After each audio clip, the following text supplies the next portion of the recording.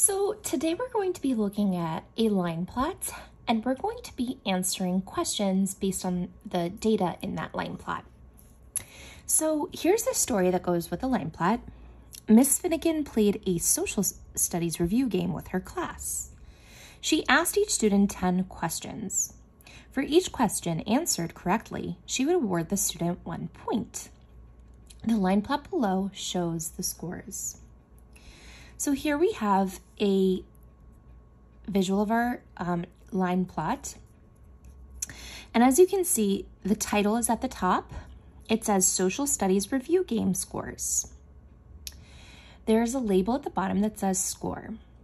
So we want to remember that a line plot is different from a bar graph and a pictograph or a picture graph because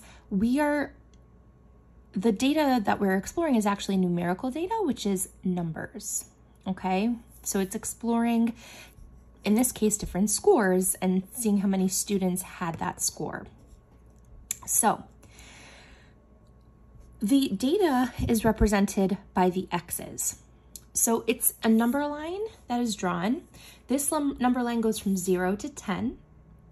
And then the X's represent how many students got that score. So if there are 3 X's on top of the number, that means 3 students got that score. So then what we are going to do is we're going to look at the questions here and answer questions based on the line plot.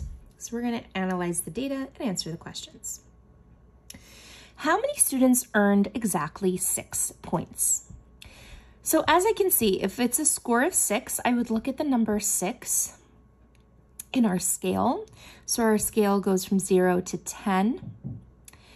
And I see that there are 1, 2, 3 X's on top of the 6. That means 3 students earned 6 points. So I would write 3 students on that line. The next question says, how many students earned less than 6 points? So this one's a little bit different because it's saying less than 6 points. So that would mean that 6 points is definitely not included in that count, but everything that is 5 and under would be included because that's less than 6 points. So here we have 1, 2 in the 5 bracket. There's nothing in the 4. There's a third person in the 3, the score of 3. Nobody had a score of 1 and 2, and 1 person had a score of 0. So I would add those up. That's 1, 2, 3, 4. So 4 students earned less than 6 points. So then it says Miss Finnegan awarded a gold star sticker to each student who earned more than 6 points. How many gold star stickers did she hand out? So now we would look at more than 6 points. So this would be more than 6 points. It does not include 6 because that's exactly 6 points. So no one got a score of 7, but 1, 2, 3, 4, 5 people got a score of 8.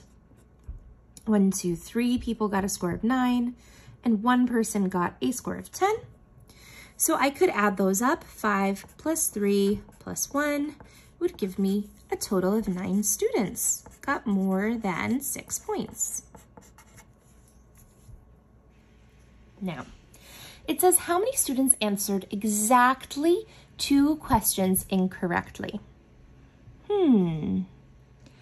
So this one says how many students answered exactly 2 questions incorrectly.